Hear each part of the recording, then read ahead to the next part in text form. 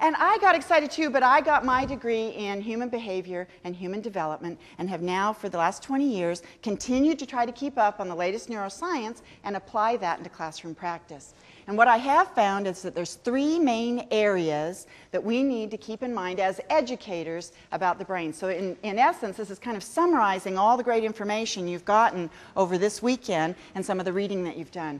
This is loosely based on Jeffrey and Renata Kane's work, these three key points. Why don't you number them in your packet? I know some of you don't like to mark on it because you go, I'm going to run this off later, you know, and do a workshop back at the ranch. But 1, 2, 3, here we go. The first one is, we know that there's so much research that tells us that we must maintain a safe and secure climate and environment. It has to have low stress. Now, some of the researchers even say that it needs to have to have an absence of threat.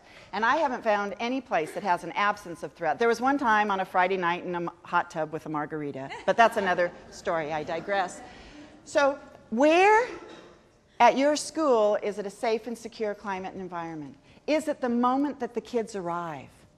Is there a welcome home mat so that when they come in, kids know that this is a place that kids know about that teachers and adults know about my brain and are able to create this safe and secure climate and environment?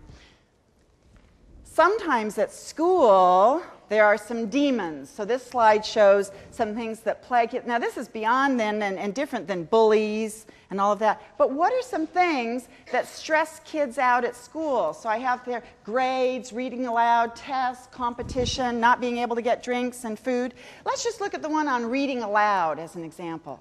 Now you see, I was a student in school that never felt stressed about reading out loud in front of my peers. In fact, I went through most of school with my hand up. Pick me. Pick this one. How about that one? All right? Pick me. Pick me.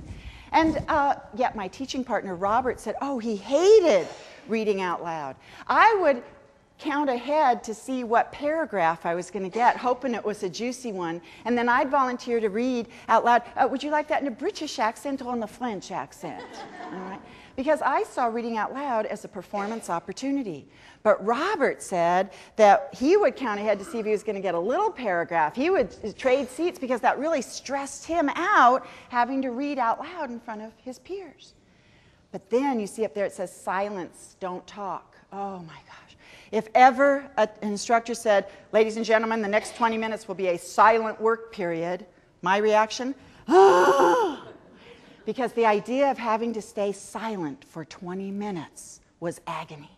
In fact, my little head chatter would start going, well, what if you have a question? I don't know. Did she say you could? I don't know. What are you supposed to do? I don't know. Can you ask a partner? And I'd start talking to myself, even if I couldn't speak out loud.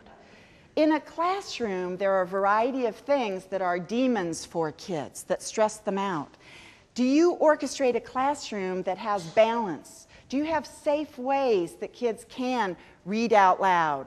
Or are you helping kids learn how to stay silent for short periods of time and balance that out?